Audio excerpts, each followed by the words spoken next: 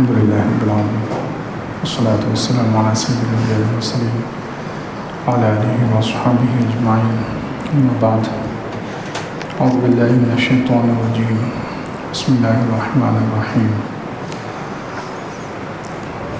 والذين جاهدوا فينا لنهدينهم سبلنا وإن الله لمع المحسنين صدق الله العظيم. وقال النبي صلى الله عليه وسلم حجبت الجنة بالمكاره وحجبت النار بالشهوات أو كما قال عليه الصلاة والسلام. اللهم صل على سيدنا محمد وعلى آل سيدنا محمد وبارك وسلم. اللهم صل على سيدنا محمد وعلى آل سيدنا محمد وبارك وسلم. اللهم صل على سيدنا محمد وعلى آل سيدنا محمد وبارك وسلم.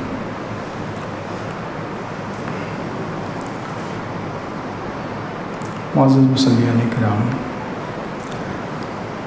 رمضان المبارک کا مہینہ اللہ تبارک و تعالیٰ کی طرف سے جو اس امت کو دیا گیا ہے، اس کا ایک مقصد اللہ کی اطاعت کے لیے، اللہ کی عبادت کے لیے، اللہ کے احکامات کو پورا کرنے کے لیے مجاہدہ کروانا بھی ہے۔ رمضان کا ایک مقصد مجاہدہ کروانا، نفس کے خلاف مجاہدہ، نفس کے خلاف جہاد کروانا، یہ بھی رمضان کا ایک مقصد ہے، کیونکہ دنیا کی زندگی ہے ہی اس لیے کہ نفس کے خلاف انسان لڑتا رہے، نفس کے خلاف مجاہدے اور مشقت برداشت کرتا رہے، تاکہ زیادہ سے زیادہ ہدایت ملے، اللہ کا قرب ملے اور جنت کے اونچے درجات ملے۔ یہ سب چیزیں مجاہدے پر ہیں۔ سورہ عنکبوت ہے قرآن پاک میں ایک سورت 20ویں پارے میں، اس کی آخری آیت ہے والذین جاہدوا فینا لنہدینہم سبلنا، جو ہمارے لیے، ہمارے راستے میں ہمارے لیے مجاہدہ مشقت برداشت کرتے ہیں، ہم ان کے لیے ہدایت کے راستوں کو کھول دیتے ہیں۔ اب علماء کرام مفسرین کہتے ہیں کہ سورہ عنکبوت کو دیکھیں تو سورہ عنکبوت میں انبیاء علیہ السلام کے کچھ واقعات بیان ہوئے، سب نے بہت مشقتیں برداشت کی۔ اس میں حضرت نوح علیہ السلام کا واقعہ ہے سورہ عنکبوت میں، اور ہم سب جانتے ہیں کہ نوح علیہ السلام نے کتنی مشقت اٹھائی ہے۔ 950 سال تک وہ لوگوں کو اللہ کی طرف بلاتے رہے، لوگ ان کو ستاتے رہے، مارتے رہے، ان کا خون بہاتے رہے۔ 950 سال تک انہوں نے یہ مشقت اٹھائی ہے، اور اللہ تعالیٰ نے اسی سورہ عنکبوت میں اس کا تذکرہ کیا ہے۔ فَلَبِثَ فِيهِمْ أَلْفَ سَنَةٍ إِلَّا 50 عاما، وہ اپنی قوم میں ٹھہرے رہے 1000 مگر 50 سال کم، یعنی 950 سال۔ تو حضرت نوح علیہ السلام کا تذکرہ ہے جنہوں نے بہت مشقت اٹھائی۔ پھر اس کے اگلے صفحے پر حضرت ابراہیم علیہ السلام کا تذکرہ ہے۔ حضرت ابراہیم علیہ السلام نے بھی بہت مشقت اٹھائی ہے، حضرت ابراہیم علیہ السلام نے بھی بہت مشقت اٹھائی۔ اس صورت میں تذکرہ ہے کہ حضرت ابراہیم علیہ السلام نے جب لوگوں کو، نمرود اور اس کی قوم کو اللہ کی طرف بلانا شروع کیا، اللہ تعالیٰ فرماتے ہیں فآمن لہ لوط، کوئی مسلمان نہیں ہوا سوائے لوط علیہ السلام کے، صرف ایک آدمی مسلمان ہوا، حضرت ابراہیم علیہ السلام کی محنت، مشقت اور آپ کی دعوت کے باوجود۔ اب اندازہ لگائیے کتنی محنت کی ہوگی انہوں نے، کتنی مشقت برداشت کی ہوگی، کتنی کلفتیں اور تکلیفیں اٹھائی ہوں گی، لیکن کوئی بھی مسلمان نہیں ہوا سوائے لوط کے۔ فآمن لہ لوط، یعنی انسان کو اتنی مشقت بھی دنیا میں ہو سکتی ہے کہ انسان محنت کرے اور کوئی بھی مسلمان نہ ہو، صرف ایک آدھ آدمی اس کی بات کو قبول کرے۔ تو یہ پوری صورت جو ہے دیکھیں تو مجاہدے سے بھری ہوئی، مشقتوں سے، انبیاء علیہ السلام کے مجاہدے، دنیا میں انہوں نے جو مشقتیں اٹھائی اللہ کے لیے، اللہ کی اطاعت کے لیے، اللہ کے احکامات کو پورا کرنے کے لیے، اللہ کے دین کے لیے، تو اس کا تذکرہ ہے۔ اور آخری آیت میں ہے کہ جو مجاہدہ کرتے ہیں ہم انہیں ہدایت دیتے ہیں، ان کے لیے ہدایت کی راہوں کو کھول دیتے ہیں۔ ایک اور عجیب بات ہے کہ اس کی اگلی صورت ہے سورہ روم، اس سے اگلی صورتیں، یہ 4 صورتوں میں عجیب اللہ تعالیٰ نے مضمون بیان کیا ہے. مفسرین نے بہت عجیب لکھا ہے ان 4 صورتوں کے بارے میں. سورہ عنکبوت ہے، اس کے بعد سورہ روم ہے 21ویں پارے میں، پھر سورہ لقمان ہے 21ویں پارے میں، پھر سورہ سجدہ ہے 21ویں پارے میں. یہ 4 صورتوں کو ملا کر ایک مضمون تیار ہوتا ہے. ان 4 صورتوں کو ملا کر اللہ تعالیٰ گویا ایک چیز کی طرف اشارہ کر رہے ہیں.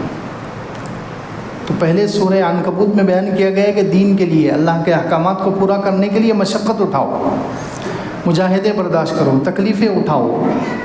جتنا اللہ کی عبادت کے لیے، اطاعت کے لیے، اللہ کے احکامات کے لیے مشقتیں اٹھاؤ گے تو پھر اگلی صورت ہے سورہ روم، اس میں اللہ کی مدد کا وعدہ ہے. حقاً علینا نصر المؤمنین، ایمان والوں کی مدد ہمارے اوپر ضروری ہے.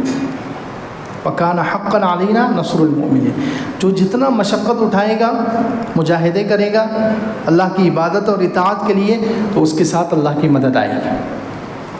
پھر اس کے بعد ہے سورہ لقمان، اس میں ہے حکمت کا تذکرہ. وَلَقَدْ آتَيْنَا لُقْمَانَ الْحِكْمَةَ أَنِ اشْكُرْ لِلَّهِ. تو جو جتنی مشقت اٹھائے گا، اللہ کے لیے مجاہدہ برداشت کرے گا، تو ایک تو اللہ کا وعدہ پورا ہوگا، اللہ کی مدد اس کے ساتھ ہوگی. پھر دوسرے اللہ تعالیٰ اس کو حکمت دیں گے. اس کو کیا دیں گے؟ اللہ تعالیٰ اس کو حکمت دیں گے، یعنی بات کرنے کا صحیح ڈھنگ، کہاں کس موقع پر کیا بات کرنی چاہیے، یہ فہم اور سلیقہ اللہ رب العزت اس کو عطا فرمائیں گے. اور پھر اس کے بعد سورہ سجدہ میں ہے کہ اللہ تعالیٰ ایسے لوگوں کو امام بنا دیں گے، لوگ ان کے پیچھے چلیں گے. وَجَعَلْنَا مِنْهُمْ أَئِمَّةً يَهْدُونَ بِأَمْرِنَا لَمَّا صَبَرُوا وَكَانُوا بِآيَاتِنَا يُوقِنُونَ. تو خیر بات چل رہی ہے کہ رمضان المبارک آتا ہے، اس لیے بھی رمضان کا ایک مقصد یہ بھی ہے کہ ہم اللہ کے لیے، اللہ کی عبادت کے لیے، اللہ کے احکامات کے لیے مشقت اٹھانے والے بن جائیں. عبادت کے لیے، اطاعت کے لیے، اللہ کے احکامات کے لیے ہم مجاہدے پر آ جائیں. نفس کے خلاف ہم مجاہدہ، نفس کے خلاف مشقت، یا نفس کے خلاف ہم جہاد کریں. اسی لیے حدیث میں فرمایا گیا، اللہ کے رسول صلی اللہ علیہ وسلم کی مشہور حدیث ہے، المؤمن القوی خیر واحب الی اللہ من المؤمن الضعیف وکل فیہ خیر، او کما قال علیہ الصلوۃ والسلام. طاقتور مومن بہتر ہے اور اللہ کو زیادہ پسندیدہ ہے کمزور مومن کے مقابلے میں، اور خیر تو سب میں ہے. دیکھیے یہ صحیح حدیث ہے، کیا عجیب بات فرمائی کہ طاقتور مومن اللہ تعالیٰ کو زیادہ پسند ہے، طاقتور مومن بہتر ہے، خیر واحب الی اللہ، اللہ کے نزدیک زیادہ پسندیدہ ہے، محبوب ہے. اب کیوں طاقتور مومن کیوں محبوب ہے اللہ کو، کیوں پسند ہے، کیوں بہتر ہے یہ؟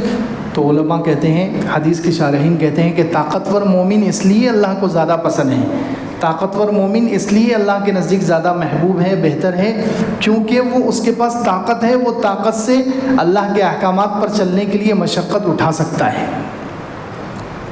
اللہ کے دین پر چلنے کے لیے، اللہ کے احکامات کو پورا کرنے کے لیے وہ مجاہدہ، مشقتیں برداشت کر سکتا ہے، اس لیے وہ بہتر ہے. حالانکہ آگے فرمایا وَكُلٌّ فِيهِ خیر، سب میں بہتر ہی ہے. کمزور مومن بھی اچھا ہی ہے، اس کے پاس بھی ایمان جیسی نعمت ہے، اور طاقتور مومن کے پاس بھی ہے، خیر دونوں میں ہے، لیکن افضل اور بہتر اور اللہ کو پسندیدہ طاقتور مومن ہے. کیوں؟ اس لیے کہ وہ دین کے لیے، اللہ کے احکامات کو پورا کرنے کے لیے مشقت اٹھا سکتا ہے، اللہ کے احکامات کو پورا کرنے کے لیے مجاہدے کر سکتا ہے، مشقت اٹھا سکتا ہے، اس لیے وہ بہتر ہے. اسی طرح ایک اور حدیث ہے، اللہ کے رسول صلی اللہ علیہ وسلم نے ارشاد فرمایا حجبت الجنت بالمکارہ، جنت کو ڈھانپ دیا گیا ہے ناپسندیدہ چیزوں سے. جنت کو ڈھانپ دیا گیا ہے کس سے؟ ناپسندیدہ مکروہ چیزیں جو انسان کو پسند نہیں، اچھی نہیں لگتی، ان چیزوں سے جنت کو ڈھانپ دیا گیا ہے. وحجبت النار بالشہوات، او کما قال علیہ الصلوۃ والسلام. اور آگ کو، جہنم کو ڈھانپ دیا گیا ہے شہوتوں سے، جہنم کو ڈھانپ دیا گیا ہے من پسند چیزوں سے. یہ ایک حدیث ہے، یہ تو صحیح حدیث متفق علیہ. اس کی تشریح میں ایک اور دوسری حدیث ہے کہ جب اللہ تعالیٰ نے جنت کو بنایا، جب جنت بن کر تیار ہوگی تو حضرت جبرائیل علیہ السلام سے کہا کہ جاؤ جنت دیکھ کر آؤ، جنت کو دیکھ کر آؤ. حضرت جبرائیل علیہ السلام گئے، جنت کو دیکھا، آ کر اللہ تعالیٰ سے کہا، اللہ تعالیٰ نے پوچھا کہ جنت کو کیسے پایا؟ حضرت جبرائیل علیہ السلام نے کہا کہ اتنی خوبصورت ہے، اتنی اچھی نعمتیں ہیں اس میں کہ جو بھی اس کے بارے میں سن لے گا وہ اس میں جائے بغیر نہیں رہے گا، ضرور اس میں چلا ہی جائے گا۔ تو اللہ تعالیٰ نے کیا کیا؟ جنت کے اوپر مشقتیں ڈال دی، جنت کو مجاہدوں سے، مشقتوں سے، تکلیفوں سے ڈھانپ دیا، اور پھر حضرت جبرائیل علیہ السلام سے کہا کہ جاؤ اب دیکھ کر آؤ۔ حضرت جبرائیل علیہ السلام گئے اور اب دوبارہ جنت کو دیکھ کر آئے، اور آ کر اللہ تعالیٰ سے کہا کہ اب تو مجھے ایسا لگ رہا ہے کہ شاید ہی اس میں کوئی جا پائے گا، کیونکہ اس میں جانے کے لیے اس کے دروازے اور اس کے اوپر پوری مشقتیں اور مجاہدے اور نفس کے خلاف جو کام ہے اس کو اس کے اوپر ڈال دیا گیا ہے، ڈھانپ دیا گیا ہے۔ پھر اسی طرح جہنم کو بنایا۔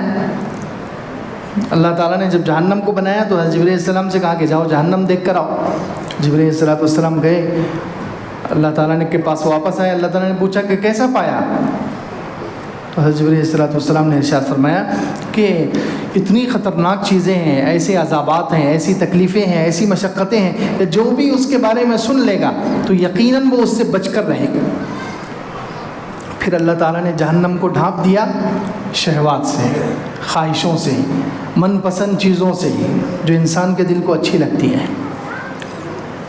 پھر جبرائیل علیہ السلام سے کہا کہ جا کر اب دیکھ کر آؤ۔ حضرت جبرائیل علیہ السلام دیکھ کر آئے، اور اب کہا کہ اب تو مجھے یہ خطرہ ہے کہ شاید ہی کوئی اس سے بچ سکے گا۔ جہنم میں جانا اتنا آسان، اس کے اوپر اتنی سہولتیں اور شہوتیں اور خواہشوں سے ایسا اس کو ڈھانپ دیا گیا ہے کہ اب مجھے لگ رہا ہے کہ شاید ہی کوئی انسان اس سے بچ پائے گا۔ تو خیر، جنت کو ڈھانپ دیا گیا بالمکارہ، حجبت الجنت بالمکارہ، جنت کو ڈھانپ دیا گیا ہے ناپسندیدہ چیزوں سے، مشقتوں سے، مجاہدوں سے، یعنی طبیعت کے خلاف کام کرنا، مجاہدے برداشت کرنا، مشقتیں برداشت کرنا، اور جنت کو ڈھانپ دیا گیا ہے ناپسندیدہ چیزوں سے، اور جہنم کو ڈھانپ دیا گیا ہے شہوتوں سے اور خواہشوں سے۔ یہ ہو گئی ایک حدیث۔ اسی طرح اب حضور صلی اللہ علیہ وسلم اور صحابہ کرام کا مجاہدہ دیکھ لیں کہ کیسے وہ لوگ اللہ کی عبادت کے لیے اور اطاعت کے لیے مجاہدے اور مشقت برداشت کرتے تھے۔ حضرت عبداللہ ابن مسعود رضی اللہ عنہ مشہور صحابی ہیں، عبداللہ ابن مسعود رضی اللہ عنہ بہت مشہور صحابی ہیں، جلیل القدر صحابی ہیں۔ وہ کہتے ہیں کہ صلیت مع رسول اللہ صلی اللہ علیہ وسلم، ایک مرتبہ میں نے حضور صلی اللہ علیہ وسلم کے ساتھ نماز پڑھی، یعنی تہجد۔ حضور صلی اللہ علیہ وسلم تہجد کی نماز پڑھ رہے تھے، رات کی قیام اللیل تہجد کی نماز پڑھ رہے تھے، میں بھی شریک ہو گیا۔ فاطال القیام، حضور صلی اللہ علیہ وسلم نے اتنا لمبا قیام کیا، اتنا لمبا قیام کیا، حتی ہممت بامر سوء، یہاں تک کہ میں نے ایک برے کام کا ارادہ کر لیا۔ اب پہلے یہ بات سمجھ لیں کہ حضرت عبداللہ ابن مسعود رضی اللہ عنہ جو تھے وہ ہمارے جیسے نہیں تھے کہ تہجد پڑھتے ہی نہ ہو، یا تہجد پڑھی بھی تو اس میں انا اعطینا اور قل واللہ پڑھ لیں، چھوٹی چھوٹی صورتوں سے تہجد پڑھ لیں۔ وہ خود لمبی لمبی قرات کرتے تھے تہجد میں، وہ خود لمبی لمبی قرات کرتے تھے۔ ایک مرتبہ حضور صلی اللہ علیہ وسلم خود ان کے پاس سے گزرے، وہ رات میں تہجد میں قرآن پڑھ رہے تھے، اور بہت بہترین، اتنا بہترین قرآن پڑھتے تھے کہ اللہ کے رسول صلی اللہ علیہ وسلم رات میں ان کے پاس کھڑے رہے اور بہت دیر تک ان کا قرآن سنتے رہے، بہت دیر تک تہجد میں جو وہ تلاوت کر رہے ہیں وہ سنتے رہے۔ اور بعد میں کیا ارشاد فرمایا کہ جو شخص یہ چاہتا ہے کہ قرآن کو اس طرح تازہ پڑھے جیسے وہ اتارا گیا ہے تو وہ عبداللہ ابن مسعود کی طرح پڑھے۔ دیکھیے کیا بہترین حضور صلی اللہ علیہ وسلم نے ان کو نمونہ بنایا، اور کیا ارشاد فرمایا کہ جو شخص چاہتا ہے کہ قرآن کو اس طرح پڑھے تازہ جیسے ابھی اترا ہے تو اسے چاہیے کہ وہ عبداللہ ابن مسعود رضی اللہ عنہ کی طرح قرآن پڑھے۔ ابن ام عبد ان کا لقب، ان کی کنیت ہے ابن ام عبد۔ تو جو شخص یہ چاہتا ہے کہ قرآن کو اس طرح تازہ پڑھے جس طرح کہ وہ اتارا گیا ہے تو وہ ابن ام عبد یعنی عبداللہ ابن مسعود کی طرح قرآن پڑھے۔ اب ان کو خود عادت ہے، وہ خود لمبی لمبی قرات کرتے ہیں تہجد میں، وہ خود بہت لمبا لمبا قیام کرتے ہیں، زیادہ سے زیادہ قرآن پڑھتے ہیں، لیکن جب وہ حضور اقدس صلی اللہ علیہ وسلم کے پیچھے کھڑے ہوئے تو کہتے ہیں کہ آپ نے اتنا لمبا قیام کیا، اتنی زیادہ قرات کی کہ حتی ہممت بامر سوء، میں نے ایک بری چیز کا ارادہ کر لیا. تو کسی نے پوچھا کہ بری چیز کیا تھی؟ تو بری چیز یہ تھی کہ میں حضور کو چھوڑ کر نیچے بیٹھ جاؤں، کہ میں حضور صلی اللہ علیہ وسلم کے ساتھ کھڑے رہنے کی میرے اندر سکت نہیں تھی، طاقت نہیں تھی. تو میں نے ایک بری چیز کا ارادہ کیا کہ حضور صلی اللہ علیہ وسلم تو کھڑے ہوئے. دیکھیں ادب بھی دیکھیں صحابہ کرام کے اندر کتنا ادب ہے کہ حضور صلی اللہ علیہ وسلم تو کھڑے ہوئے ہیں اور میں ان کے سامنے بیٹھ جاؤں. تو یہ ایک ظاہر سی بات ہے، ادب کے خلاف چیز ہے، ایک بری چیز ہے. اس لیے انہوں نے کہا کہ میں نے ایک بری چیز کا ارادہ کر لیا کہ حضور صلی اللہ علیہ وسلم کو چھوڑ کر میں نیچے بیٹھ جاؤں. تو خیر بات چل رہی ہے کہ اللہ کے رسول صلی اللہ علیہ وسلم کو دیکھیں، صحابہ کرام کو دیکھیں کہ وہ اللہ کی عبادت کے لیے، اطاعت کے لیے کتنی مشقت اٹھاتے ہیں، کتنی مشقت اٹھاتے ہیں. حتیٰ کہ حضور صلی اللہ علیہ وسلم کے بارے میں ہم سب سنتے رہتے ہیں کہ اتنا لمبا قیام فرماتے تھے کہ پاؤں پر ورم آ جاتا تھا، پاؤں مبارک سوج جایا کرتے تھے. تو خیر رمضان اس لیے بھی آیا ہے کہ اس میں مجاہدہ کیا جائے عبادتوں میں. اللہ معاف کرے آج ہماری بہت بری حالت ہے، نماز کے لیے، عبادتوں کے لیے ہم مشقت اٹھانا ہی نہیں چاہتے. تراویح وہاں پڑھیں گے جہاں جلدی ہو، 10 دن میں ختم ہو جائے تراویح، تاکہ باقی کے 20 دن ہمیں آرام ملے. مشقت اٹھانا نہیں چاہیں گے، مشقت اٹھانا نہیں چاہیں گے. روزہ ہم ایسے رکھیں گے کہ وہ سوتے سوتے گزر جائے. ظہر تک سوئیں گے، ظہر کی نماز پڑھ کے پھر عصر تک سو گئے، یا آدھا دن سونے میں اور آدھا دن گیم میں اور بات چیت میں، گپ شپ میں، تاکہ روزے کی مشقت نہ ہو. ہم مجاہدہ کرنا ہی نہیں چاہتے. حالانکہ رمضان کا ایک مقصد ہے کہ مجاہدہ کروانا. رمضان اس لیے آیا ہے کہ اللہ کی عبادت کے لیے، اللہ کی اطاعت کے لیے مشقت اٹھائی جائے، مجاہدہ کیا جائے، مشقت اٹھائی جائے عبادت کے لیے. بہت سارے لوگ تراویح چھوڑ کر چلے جاتے ہیں. تراویح سنت ہی تو ہے، پڑھتے ہی نہیں، مشقت نہیں اٹھانا چاہتے. روزے کے لیے مشقت نہیں اٹھانا چاہتے. نماز مکمل نہیں پڑھنا چاہتے. نماز پڑھیں گے، فرض پڑھیں گے اور فوراً باہر. پہلے کی سنتیں نہیں، بعد کی سنتیں اور نوافل نہیں، قرآن کی تلاوت نہیں، مشقت نہیں اٹھانا چاہتے عبادت کے لیے. حالانکہ عبادت کے لیے، اللہ کی عبادت، اللہ کی اطاعت کے لیے، اللہ کے احکامات کو پورا کرنے کے لیے مجاہدہ اور مشقت یہ خود رمضان کا ایک مقصد ہے. اسی لیے حضرت علی رضی اللہ عنہ کا قول نقل کیا گیا ہے.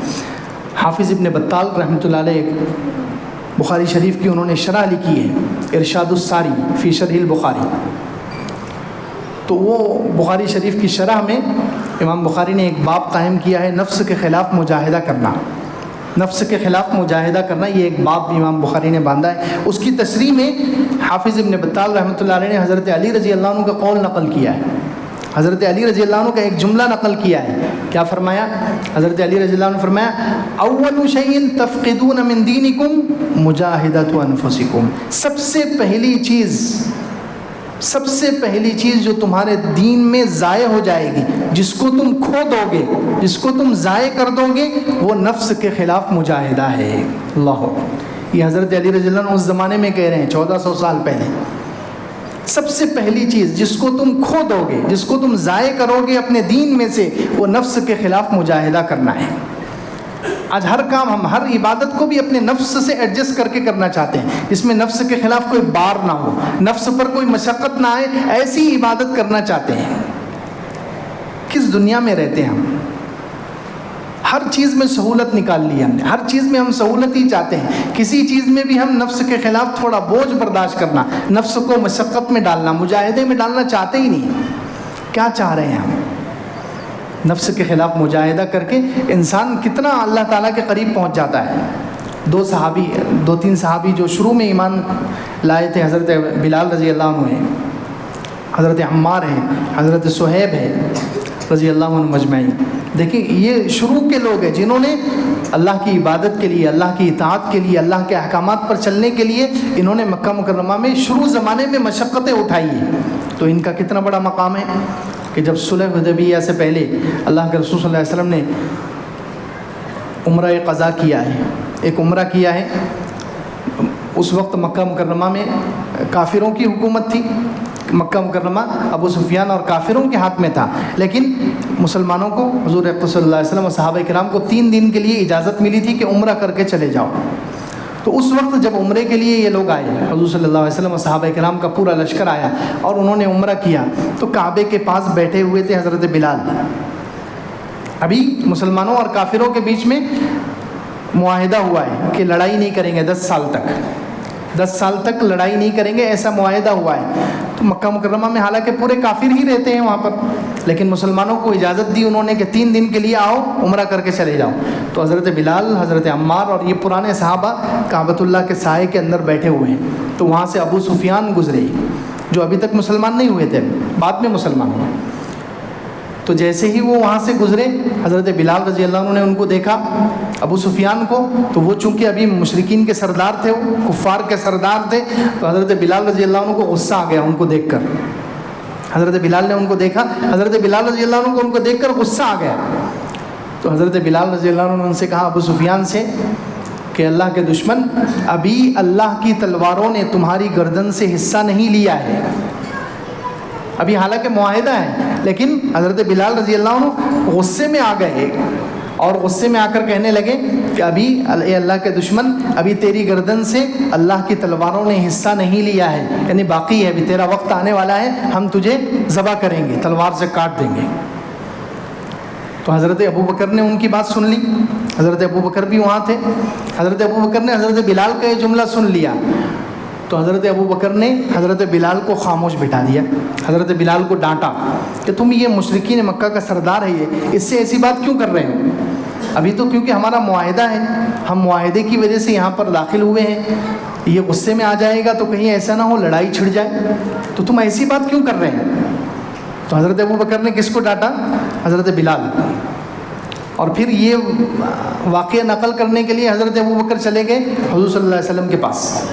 وہاں سے اٹھ کر حضرت ابو بکر حضور صلی اللہ علیہ وسلم کے پاس چلے گئے اور حضور صلی اللہ علیہ وسلم کے سامنے جا کر سارا واقعہ بیان کیا کہ بلال نے مشرکین کے سردار ابو سفیان سے یہ جملہ کہا ہے، اور میں نے حضرت بلال کو چپ بٹھایا، خاموش بٹھایا اور ان کو ڈانٹا ہے۔